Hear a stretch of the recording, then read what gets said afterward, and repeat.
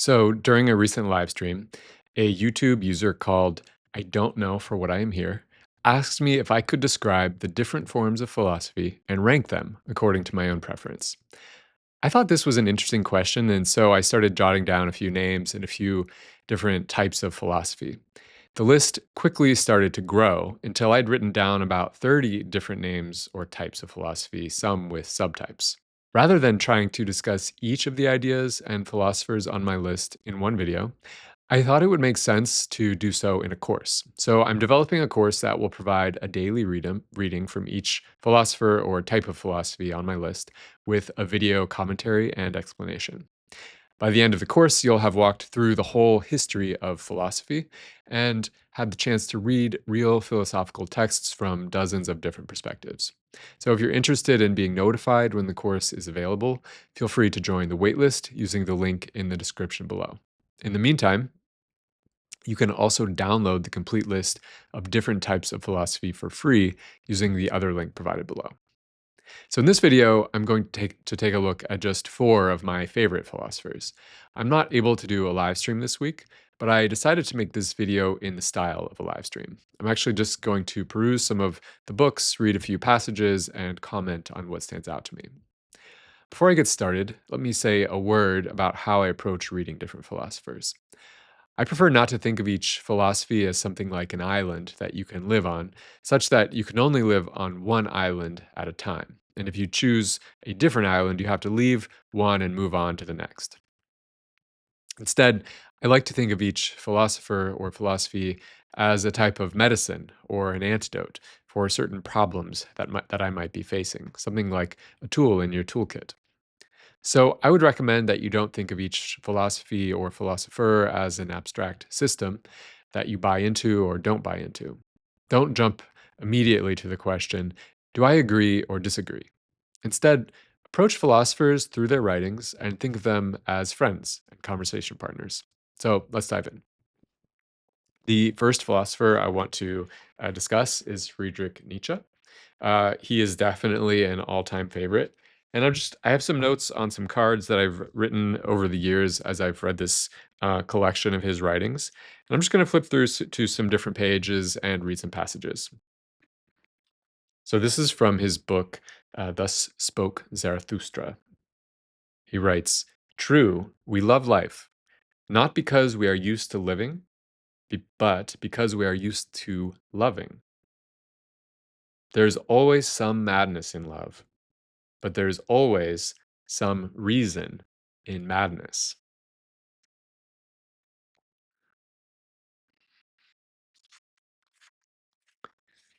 Another one from Zarathustra. "You may have only enemies whom you can hate, not enemies you despise. You must be proud of your enemy. Then the successes of your enemy are your successes too."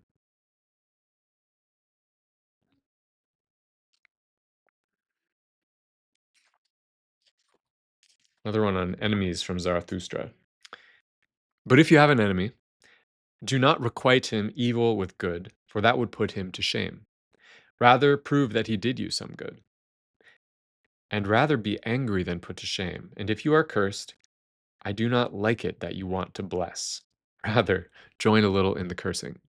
He's riffing on the Sermon on the Mount there and actually saying kind of the opposite. Um, don't bless someone if they curse you. Curse them in return. Be a little angry. But he also says, don't. What it says in the Sermon on the Mount is, don't return evil for evil, but return good for evil. But Nietzsche says, don't return evil for good, but prove that your enemy did you some good. So Nietzsche is all about this idea that of sort of obstacles as the way to growth. Uh, Ryan Holiday made this famous with his idea, his phrase, "the obstacle is the way," and he attributes that to Stoicism, which seems accurate. But um, If you know this phrase, what doesn't kill you makes you stronger. That's from Nietzsche, and he's probably a more recent advocate of this idea, or he is a more recent advocate of this idea. Okay, let's see what else. Um,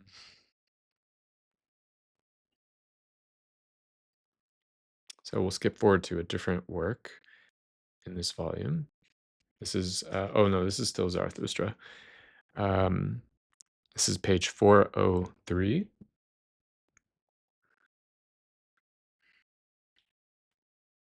Do not be virtuous beyond your strength, and do not desire anything of yourselves against probability. I think this idea of not being virtuous beyond your strength, it's like don't try to be um, excessively good or excessively excellent or excessively noble. Recognize where you're at. This is from Twilight of the Idols, in page 512 in this book. Learning to think. In our schools, one no longer has any idea of this. Even in the universities, even among the real scholars of philosophy, logic as a theory, as a practice, as a craft is beginning to die out. One need only read German books, and Nietzsche loves both to poke fun at the Germans, his own people, and which he's doing here, but also to talk about this like noble German spirit that he thinks was corrupted by Christianity, and actually by one of my other favorite philosophers, Immanuel Kant. So one need only read German books. There is no longer the remotest recollection that thinking requires a technique, a teaching curriculum, a will to mastery, that thinking wants to be learned like dancing, as a kind of dancing. Who among Germans still knows from experience the delicate shudder which light feet in spiritual matters send into every muscle? So he's almost talking of, he uses the metaphor of dancing or the image of dancing to talk about thinking, but now he's almost saying it is dancing. It is because it's in, you feel it in your body. The stiff clumsiness of the spiritual gesture, the bungling hand at grasping, that is German to such a degree that abroad one mistakes it for the German character as such. The German has no fingers for nuances. And he actually goes on to blame Kant in this passage. That the Germans have been able to stand their philosophers at all, especially that most deformed concept cripple of all time, the great Kant, provides not a bad notion of German grace. For one cannot subtract dancing in every form from a noble education. To be able to dance with one's feet, with concepts, with words, need I still add that one must be able to do it with the pen too, that one should learn to write. But at this point, I should become completely enigmatic for German readers. He's really poking fun. He's saying German readers will have no idea what I mean when I say that they should be able to write well.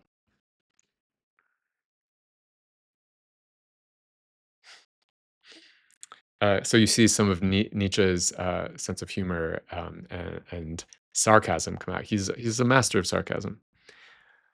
Okay, let's see what else I have here. This is from the Antichrist, which I think is one of Nietzsche's later or last works. I'm going to read a couple sections here. Now I'm on page 585 of this reader. And this is, yeah. So he writes the Christian conception of God. God as God of the sick, God as a spider. He calls Kant a spider as well. God as spirit is one of the most corrupt conceptions of the divine ever attained on earth. It may even represent the low water mark in the descending development of divine types. Now, it's interesting because classically, if you go read like Enlightenment philosophers from 100 to 200 years before Nietzsche, they're going to say that you have an ascending like progression of religions, and generally they're going to say Christianity's at the top, and they might add, I mean, like that, their own version, their own enlightened conception of Christianity or of religion in general is the next level, but that Christianity is pretty much the like most highly developed religion conceptually, morally, um, and he's saying the opposite. He's saying it's the low watermark. God degenerated into the contradiction of life instead of being its transfiguration and eternal yes. So why? It's because This God contradicts life. God as the declaration of war against life, against nature, against the will to live. God, the formula for every slander against this world, for every lie about the beyond. So Nietzsche hates the idea that there's some other world that is where real value or truth or meaning is located. He thinks it's all in this world. God, the deification of nothingness, the will to nothingness pronounced holy. So next section, this is on page 586 now, that the strong races of Northern Europe, and so now he's validating the Germans. Before he was mocking them for not knowing how to think, not knowing how to dance, not knowing how to write. Now he's saying, no, there's like this strong kind of core or essence to these Northern Europeans. And you can see how this was picked up later by racism and Nazism in Germany, even though we wouldn't want to draw too straight a line from Nietzsche to that awful situation. So that the strong races of Northern Europe did not reject the Christian God certainly does no credit to their religious genius, not to speak of their taste. So he mocks and affirms at the same time. There is no excuse whatever for their failure to dispose of such a sickly and senile product of decadence. All right, I ran into some technical difficulties there. So I'm going to continue where I left off. So he's talking about the Germans. There is no excuse whatever for their failure to dispose of such a sickly and senile product of decadence. It's another word he uses to describe Christianity, Kant, Socrates, any perspective which advocates some other world. But a curse lies upon them for this failure. They have absorbed sickness, old age, and contradiction into all their instincts. And since then, they have not created another God. Almost 2,000 years, and not a single new God. But still, as if his existence were justified, as if he represented the ultimate and the maximum of the God-creating power of the Creator Spiritus in man, this pitiful God of Christian monotonotheism, this hybrid product of decay, this mixture of zero, concept, and contradiction in which all the instincts of decadence, all cowardices and wearinesses of the soul find their sanction. So this next section then compares Christianity and Buddhism, interestingly. And Nietzsche was well ahead of his time in making this comparison because Buddhism was not as much of a thing in the West when he was writing. I hope that my condemnation of Christianity has not involved me in any injustice to a related religion with an even larger number of adherents, Buddhism. Both belong together as nihilistic religions. They are religions of decadence, but they differ most remarkably. Okay, so interesting. One, it's interesting that he calls Christianity nihilistic because I think you might hear someone say that Nietzsche is nihilistic. He thinks Christianity is nihilistic because it denies the value of life. It posits value in some other world out there, and therefore it undermines or denies the only real source of value we can have, which is this life and life itself. But it's interesting that he says Buddhism also is nihilistic. What does he mean? For being in a position now to compare them, the critic of Christianity is profoundly grateful to the students of India. Buddhism is 100 times more realistic than Christianity.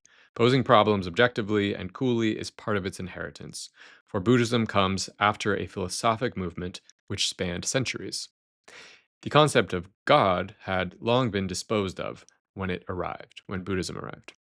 Buddhism is the only genuinely positivistic religion in history. This applies even to its theory of knowledge, a strict phenomenalism. It no longer says, struggle against sin, but duly respective of reality, struggle against suffering.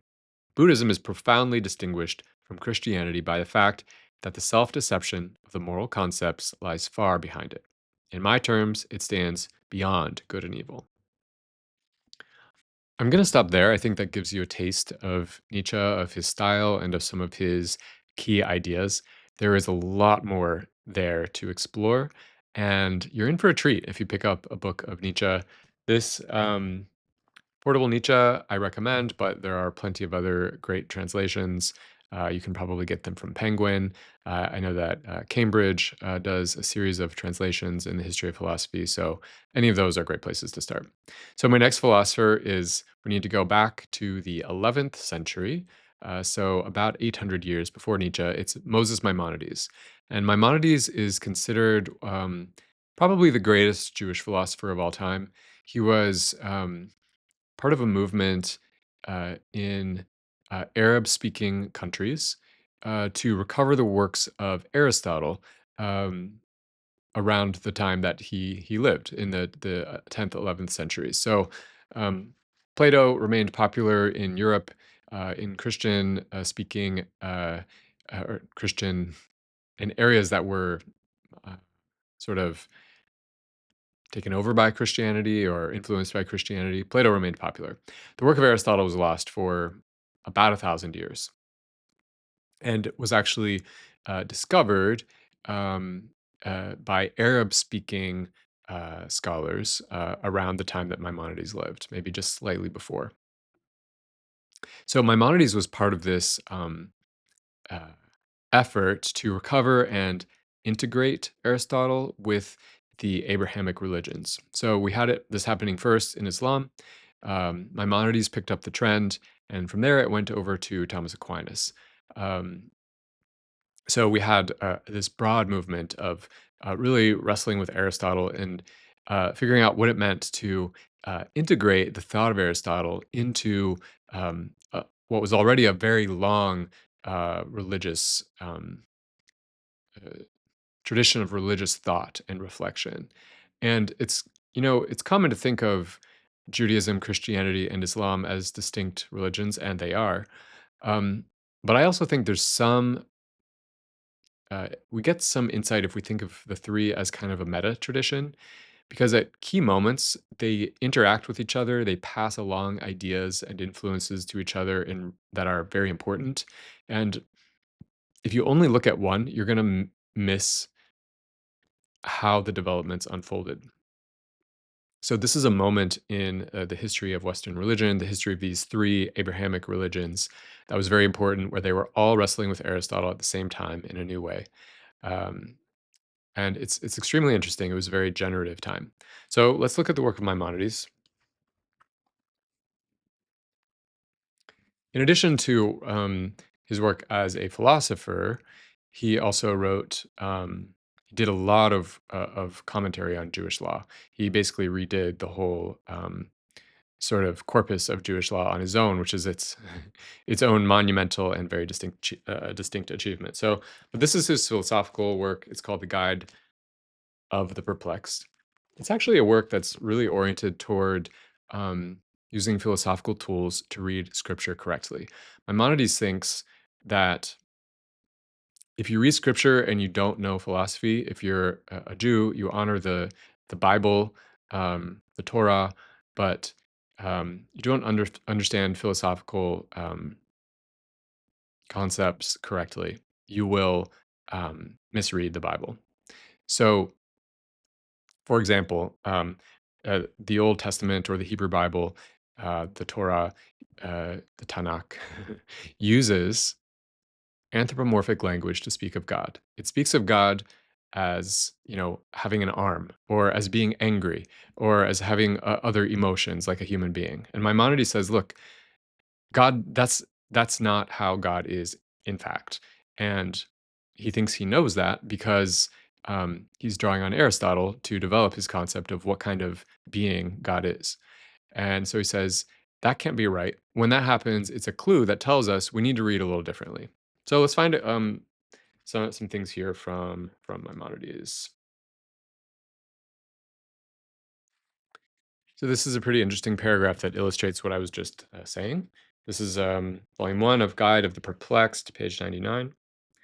To sum up all this, God, may he be exalted above every deficiency, has had bodily organs figuratively applied to him in Scripture, in order that his acts should be indicated by this means. And those particular acts are figuratively ascribed to him in order to indicate a certain perfection which is not identical with the particular act mentioned. For instance, an eye, an ear, a hand, a mouth, a tongue have been figuratively ascribed to him, so that by this means sight, hearing, action, and speech should be indicated. But sight and hearing have been figuratively ascribed to him with a view to indicating apprehension in general. So God apprehends things. God doesn't have an eye, God doesn't see, but God apprehends. For this reason, you will find that the Hebrew language substitutes the apprehension made by one sense for that made by another. So he's saying the different figures of speech used to describe God's apprehension can be substituted for each other. Thus, Scripture says, "See the word of the Lord," which is like here, for the intended meaning is apprehend the meaning of his speech. Similarly, see the smell of my son. So it's mixing metaphors by saying see and hear in the same sort of image.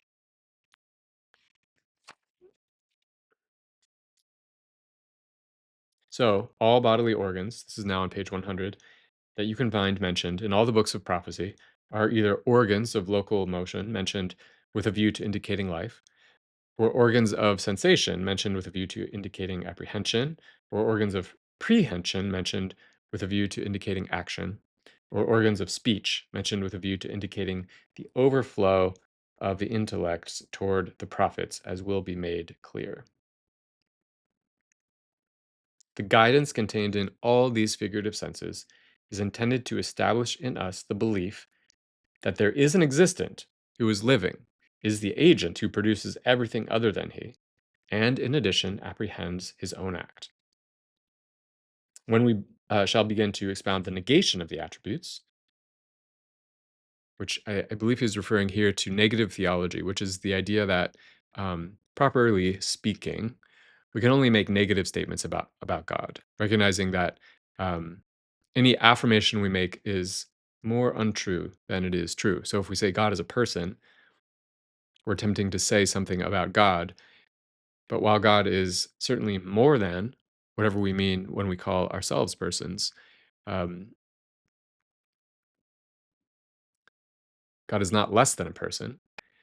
But our attempt to use the same word or the same concept that we use for ourselves and to apply it to God is ultimately going to be misguided. So in the end, we can only make negations when we speak about God. So that's what he means when he says the negation of the attributes. We shall make clear how all this is reducible to one notion, which is exclusively that of the essence of God, may he be exalted. For the purpose of the present chapter is solely to make clear the meaning of the bodily organs ascribed to God, may he be exalted above every deficiency, and to explain that all of them are mentioned with a view to indicating the actions proper to these organs. Okay. And he says, in this way, we indicate that God is perfect in various manners of perfection, a circumstance to which the sages draw our attention by saying, the sages meaning the authors of the Talmud or earlier rabbinic sources, the Torah speaketh in the language of the sons of man. So, in other words, the Torah uses language that is accessible to human beings to communicate realities that are ultimately totally beyond us. Let me see if I can find some other tidbits here from Maimonides.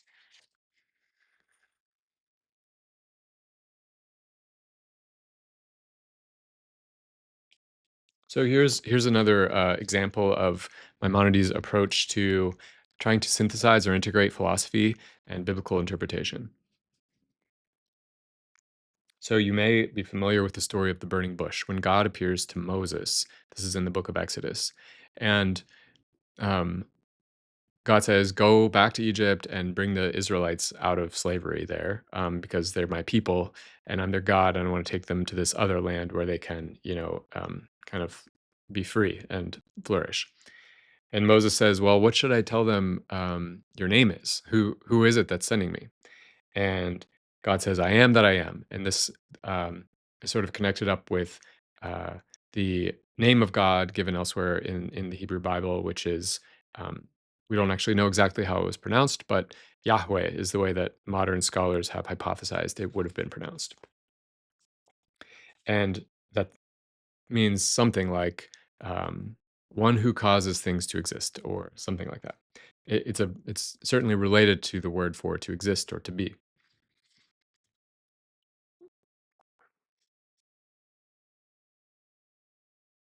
So Maimonides comments on this. God made known to Moses the knowledge that he was to convey to them, and through which they would acquire a true notion of the existence of God. This knowledge of being. This knowledge being, I'm sorry, I am that I am, God, the name that God gives. This is a name deriving from the verb to be, haya, which signifies existence, for haya indicates the notion he was. And in Hebrew, there is no difference between your saying he was and he existed. The whole secret consists in the repetition in a predicative position of the very word indicative of existence. For the word that, in the phrase I am that I am, requires the mention of an attribute immediately connected with it. Accordingly, the first word is I am, considered as a term to which a predicate is attached. The second word that is predicated of the first is also I am, that is, identical with the first. Accordingly, Scripture makes, as it were, a clear statement that the subject is identical with the predicate. This makes it clear that he is existent not through existence.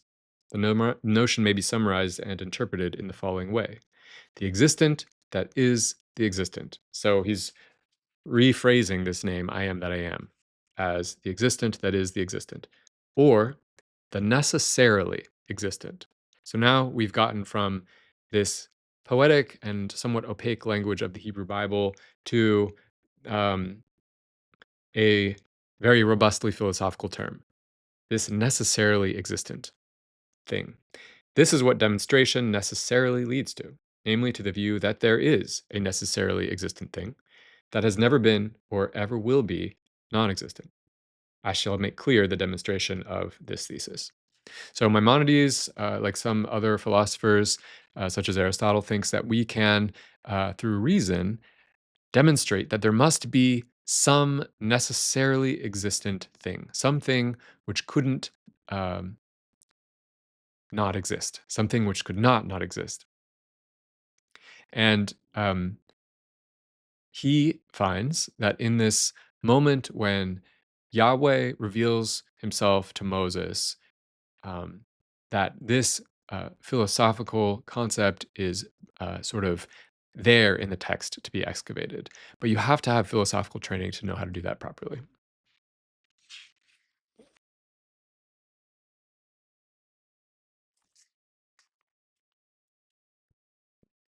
So here's another key philosophical issue that really goes back to Plato, at least, which is what is the source of evil in the world?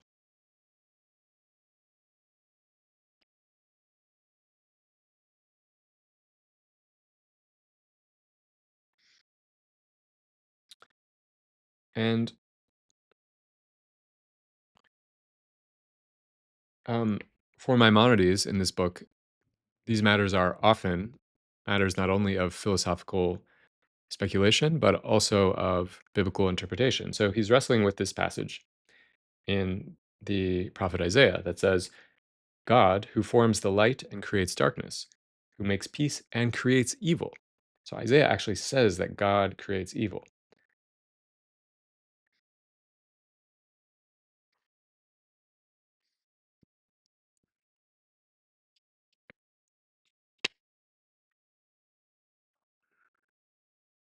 So how do we make sense of this? So he says, you should recall that evils are only evils in relation to something.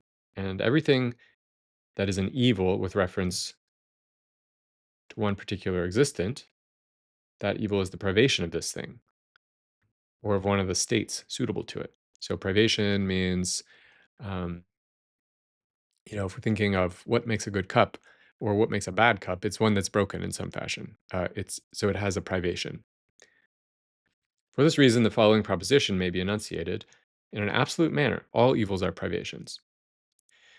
With respect to a man, for instance, his death is an evil since death is his non-being. Similarly, his illness, his poverty, or ignorance are evils with regard to him, and all of them are privations of habitus. Okay, so now he returns back to God. I'm skipping a little bit. This is on page 439, by the way, of volume 2. After these premises, it will be known with certainty that it may in no way be said of God, may he be cherished and magnified, that he produces evil in an essential act. I mean that may he be exalted has a primary intention to produce evil. So God does not have a primary intention ever to produce evil. And Maimonides is going to base that on this privation theory of evil. This cannot be correct. Rather, all his acts, may he be exalted, are an absolute good, for he only produces being, and all being is a good. So God does not cause things to go out of existence. God does not cause privations. God only produces being, and being is good. Now, there's a this is a something of a counterpoint to the argument of Nietzsche, because he would lump in Maimonides with this group who place ultimate reality in some other world and avoid this world. But Maimonides is saying all being is good by definition, and that would be true. That position would, I think, be true across um, Judaism, Christianity, and Islam by and large. So continuing, on the other hand, all the evils are privations, with which an act is only connected in the way we have explained, namely through the fact that God has brought matter into existence, provided with the nature it has, namely a nature that consists in matter always being a concomitant of privation, as is known. So this is also pretty classical, from going back to Plato and Aristotle, this idea that when there is a privation, it's because of matter. Hence, matter is the cause of all passing away and of all evil. For this reason, all the things that were not provided by God with this matter are not subject to passing away and to being attained by any of the evils. Accordingly, the true reality of the act of God in its entirety is the good, for the good is being. For this reason, the book that has illumined the darkness of the world has enunciated literally the following statement. This is from the book of Genesis. And God saw everything that he had made, and behold, it was very good. Even the existence of this inferior matter, whose manner of being is to be a concomitant of privation, entailing death and all evils, all this is also good, in view of the perpetuity of generation and the permanence of being through succession. For this reason, Rabbi Meir interpreted the words, and behold, it was very good, and behold, death was good, according to the notion to which we have drawn attention. So that's remarkable. He's doing some wordplay here, because the word very good and death use some of the same letters, the same consonants. This is a classic type of rabbinic interpretation of the Hebrew Bible. And he's saying, yes, in a sense, God indirectly causes evil, but um, in the scope of God's purposes for the world, it turns out to be good, even death. Now, this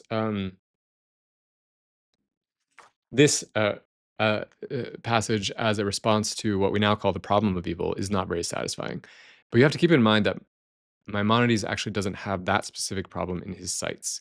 He's actually trying to use philosophy to resolve a problem of biblical interpretation. And he's using certain established rules, which he doesn't lay out here exactly, um, but rules of how to work with the text, how to identify ambiguities in the text, to bring out its actual meaning. And so that's the problem he's trying to solve. So we have to be careful. This is another good principle for reading philosophy. Be careful not to complain when a philosopher doesn't solve the problem that we might want him to solve, because here Maimonides is wrestling with a different problem. Okay, that's good for Maimonides. So I'm going to take a look next at Thomas Aquinas. He lived, off the top of my head, I'm not going to get this totally accurately, but within 100 years of Maimonides, a little bit later. And Aquinas read Maimonides, and he cites him in his book, Summa Theologica. He calls him Rabbi Moses. And one of the things I love about Thomas Aquinas is that he treats his interlocutors, his sources, with great respect. He doesn't agree with Maimonides in every way, um, but he always, when he refers to him, he is deferential and respectful, and I admire that. So the Summa Theologiae um, is structured in a very unusual way, and that's because it draws on a tradition of doing philosophy and theology that was basically commentary on lists of propositions. So you have whether you know God necessarily exists. To go back to what we were just discussing in Maimonides, um, and then he would say you have a very structured format when you address that proposition, where you bring up objections to this proposition. Then you state your conclusion, and then you respond to the objections in order. So Aquinas gives us hundreds and hundreds of pages of this format. So let's see what we can find here. Do I have any pages creased? Maybe just one. Well, we already talked about the existence of God in Maimonides. So it might be interesting to look at what Thomas Aquinas has to say about this.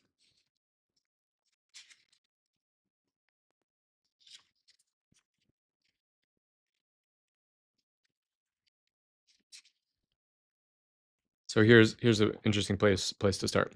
Whether the existence of God is self-evident. So objection 1.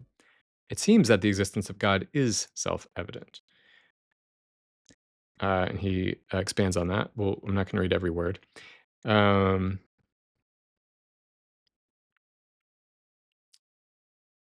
yeah, I'm not going to read all the objections. But we get to this part after he lists the objections, where he says, no one can mentally admit the opposite. On the contrary, no one can mentally admit the opposite of what is self-evident, as the philosopher, by which he means Aristotle, states concerning the first principles of demonstration.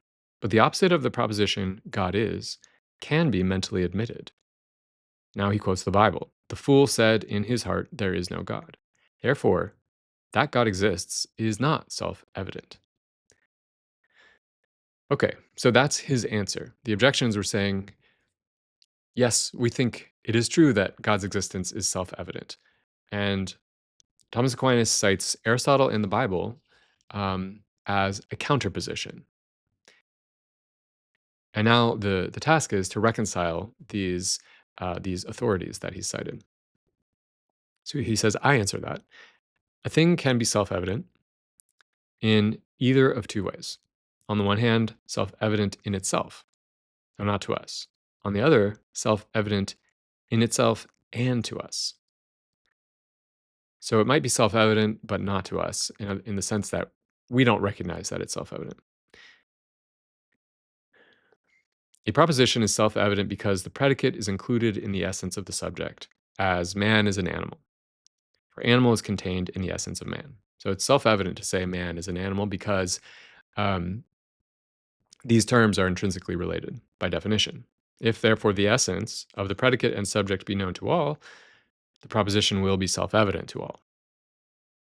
As is clear with regard to the first principles of demonstration, the terms of which are common things that no one is ignorant of, such as being and non-being, whole and part, and such like.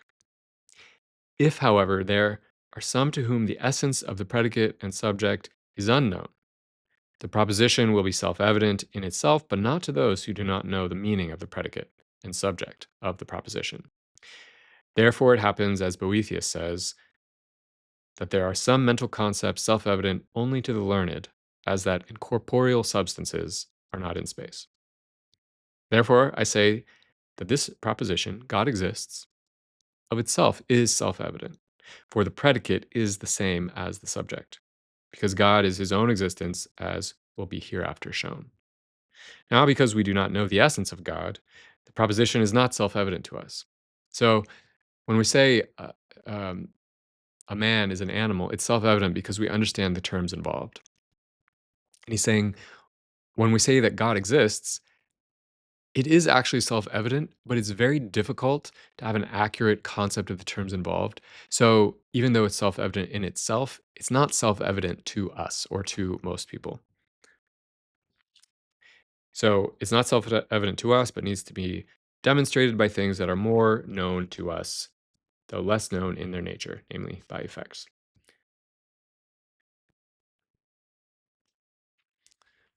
I'm going to leave it there for Thomas Aquinas because this video is um, getting somewhat long.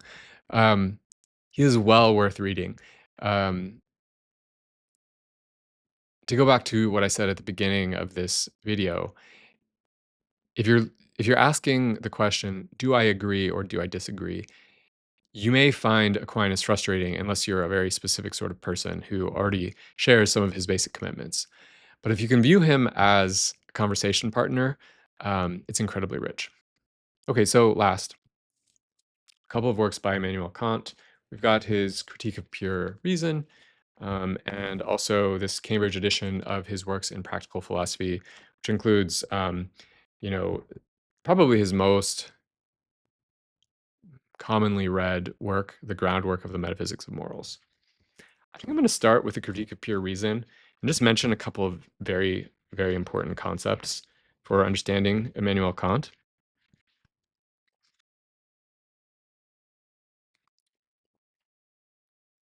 So this is the introduction to the Critique of Pure Reason. And the section is called The Distinction Between Pure and Empirical Knowledge. This distinction is so important for Kant. If you don't understand this distinction, you won't understand anything he writes. The first line is, there can be no doubt that all our knowledge begins with experience. It's also so interesting to see what these um, most important philosophical works, what the opening line is. The opening line of Aristotle's Metaphysics is something like, all men desire by nature to know.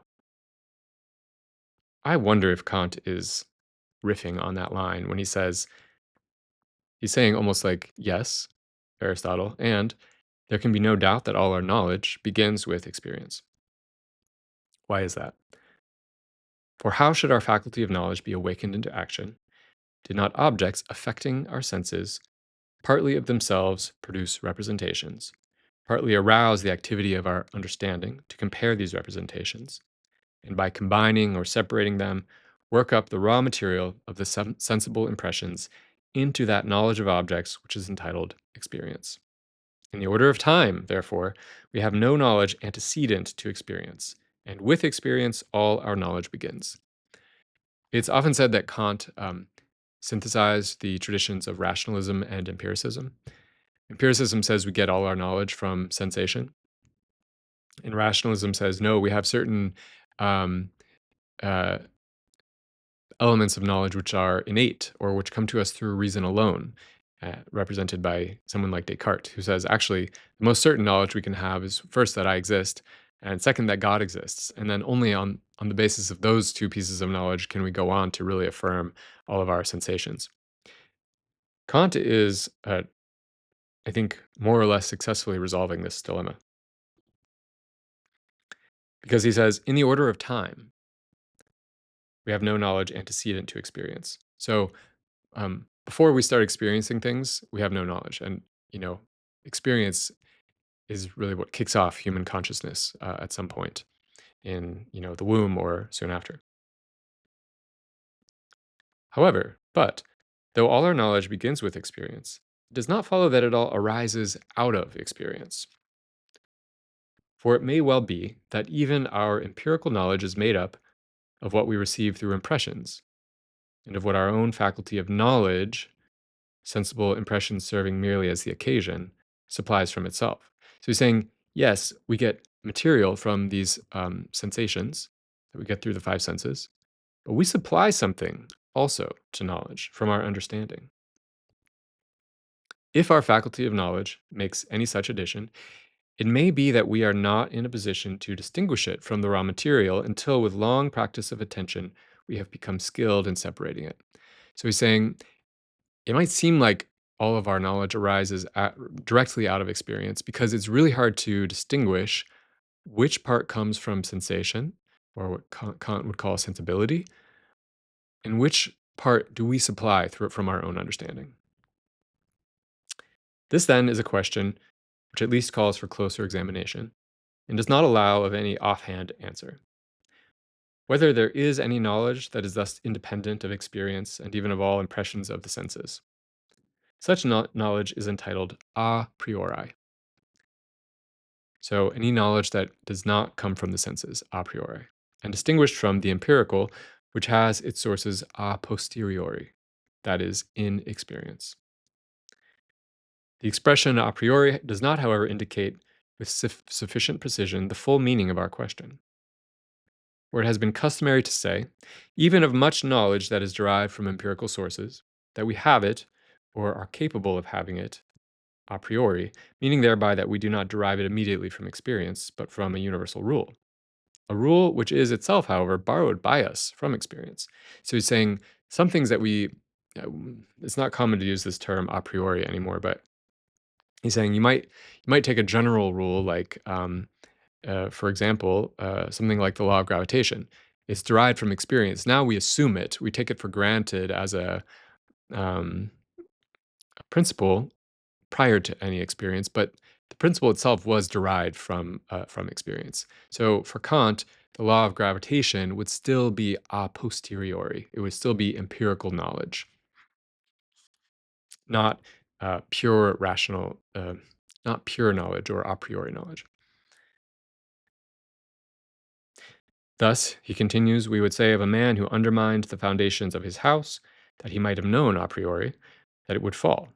That is, that he need not have waited for the experience of its actual falling. But still, he could not know this completely a priori, for he had first to learn through experience that bodies are heavy and therefore fall when their supports are withdrawn. In what follows, therefore, we shall understand by a priori knowledge, not knowledge independent of this or that experience, but knowledge absolutely independent of all experience. Opposed to it is empirical knowledge, which is knowledge possible only a posteriori, that is, through experience. A priori modes of knowledge are entitled pure, when there is no admixture of anything empirical. Thus, for instance, the proposition, every alteration has its cause, that is the law of cause and effect, while an a priori proposition is not a pure proposition, because alteration is a concept which can be derived only from experience. Maybe that's not exactly the law of cause and effect, because he says every alteration has its cause. Okay, I'm going to stop there. This distinction between a priori and empirical knowledge or a posteriori knowledge is absolutely essential for Kant. And I just want to illustrate how he applies it to ethics. Okay, this is Groundwork of the Metaphysics of Morals, which is kind of Kant's preliminary work in ethics. So this is the preface to the Groundwork of the Metaphysics of Morals, page 43 of Practical Philosophy. Ancient Greek philosophy was divided into three sciences: physics, ethics, and logic. This division is perfectly suitable to the nature of the subject, and there is no need to improve upon it, except perhaps to add its principle, partly so as to ensure its completeness, and partly so as to be able to determine correctly the necessary subdivisions. So he's saying, I like this division, physics, ethics, logic, that we get from ancient Greek philosophy. We just need to explain why this division. That's what he means when he says we need to add its principle. So, all rational cognition is either material and concerned with some object, or formal and occupied only with the form of understanding and of reason itself, and with the universal rules of thinking in general, without distinction of objects. So he's going back to this distinction that we just saw in the Critique of Pure Reason between a priori and a posteriori, or pure and empirical knowledge, or these elements of our knowledge. Formal philosophy, if it's not dealing with any aspects of experience, is called logic. Whereas material philosophy, which deals with the stuff that we get from experience, which has to do with determinate objects and the laws to which they are subject, is in turn divided into two. So we have logic over here. This is the formal part. And then the material part has two aspects. For these laws are either laws of nature, like gravitation, which we were just discussing, or laws of freedom. The science of the first is called physics, that of the other is ethics. The former is also called the doctrine of nature, the latter, the doctrine of morals. So, what's important here, and the reason I looked at that passage from the Critique of Pure Reason first, is that it sets up the distinctions he's using here to explain what is ethics. So he says logic can have no empirical part. That is, no part in which the universal and necessary laws of thinking would rest on grounds taken from experience. For in that case, it would not be logic. That is, a canon for the understanding or for reason, which holds for all thinking and which must be demonstrated. So logic cannot come from experience because it's, in a sense, what we use to make sense of experience. On the other hand, natural as well as moral philosophy, physics, and ethics each can each have its empirical part, since the former must determine laws of nature as an object of experience, the latter laws of the human being's will insofar as it is affected by nature. The first as laws in accordance with which everything happens, the second as laws in accordance with which everything ought to happen, while still taking into account the conditions under which it very often does not happen. The point here is logic has no material parts, no empirical parts, nothing that comes from experience. Even though, as Kant said at the beginning of the critique of pure reason, called the first critique often, um, it's occasioned by experience. We don't have any knowledge of logic prior to having experience. So temporally, in time, experience always comes first. Uh, but logic doesn't arise out of experience. It's something we have to demonstrate using reason on its own. And there is no empirical or experiential components to logic. But these other two disciplines of philosophy or areas of philosophy, physics and ethics, they do have an empirical component. We can talk about how the material world actually works, how the physical world works. We can talk about what human beings ought to do, or we can do applied ethics. So he says all philosophy, insofar as it is based on grounds of experience, can be called empirical. But insofar as it sets forth its teachings simply from a priori principles, it can be called pure philosophy. When the latter is merely formal, it is called logic. But if it is limited to determinate objects of the understanding, it is called metaphysics. Now he's making another distinction actually between um, formal and material. In other words, are we talking just about the form or the structure of something versus the content? And he's also talking about where we get that knowledge. Do we get it from experience or do we get it from reason, pure reason? Okay. So the sort of pure component of physics he calls metaphysics. In this way, there arises the idea of a twofold metaphysics, a metaphysics of nature and a metaphysics of morals. This is the pure non-empirical part of ethics.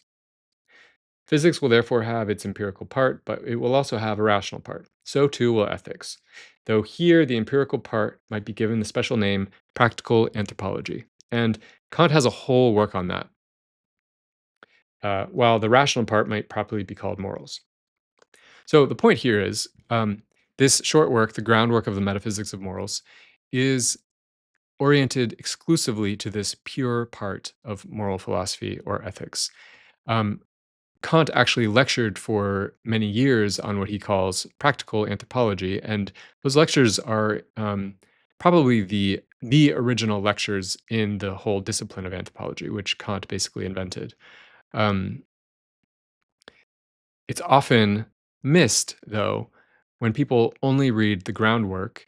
They miss that Kant's dealing with a very narrow aspect of human behavior and human life, and with a very narrow aspect of um, the discipline of ethics. So I just wanted to introduce Kant in that way. If you understand this distinction between empirical and a priori, or empirical and a priori knowledge, or these two aspects of human knowledge and experience, you are on your way to understanding Immanuel Kant better than most. So I'm going to leave it here in terms of my discussion of specific texts. Um, it remains, per the request of the viewer of my live stream the other day, to rank these philosophers. And it's really an impossible task. But if I were going to try, to my own surprise, I would probably put Kant first. There was a time when I kind of turned up my nose at Immanuel Kant because I thought he was dry, rigid, incomprehensible. His ethics were kind of unfashionable in what I was reading. But over time, I've come to view him as a very incredibly rich thinker, and it's the richness of his thought um, that makes him one of my favorites. In addition to, I think he identified um, some aspects of human experience that, or he described them in ways that I think do more justice to human experience than most other authors I've read. After Kant, I would probably put Moses Maimonides. I just think Maimonides is a genius. Um, he's so outside the box. If you've primarily read modern or contemporary Western philosophy, he's doing very interesting things with religion and philosophy together. He's a wonderful thinker to think with. Third, I would put Nietzsche. Nietzsche is just, I find him delightful and provocative and entertaining and insightful all at once, um, when I agree with him and when I disagree with him. So Nietzsche is a wonderful companion for the journey. And fourth, I would put Thomas Aquinas. Like the other three, the richness of his thought is just incredible, and it's also really astonishing the range of sources that Aquinas integrates. Um, and attempts to do justice to. He really attempts to show how the various sources that he's drawing on, they all have their insights. They all he doesn't shoot down his interlocutors, but he treats them, as I was saying earlier, with a lot of respect, and really tries to draw out the truth in the thought of each one. And I think that's a wonderful model to follow. So I'm going to leave it here. These are four philosophers ranked. Um, if you'd like to go in more depth, um, yeah, let me know about this course if you'd like to join. I think uh, the study of philosophy is a wonderful occupation for anyone to take some time to dedicate some part of their life to. So if you're interested, you can use the link below, and I hope to hear from you. Thanks.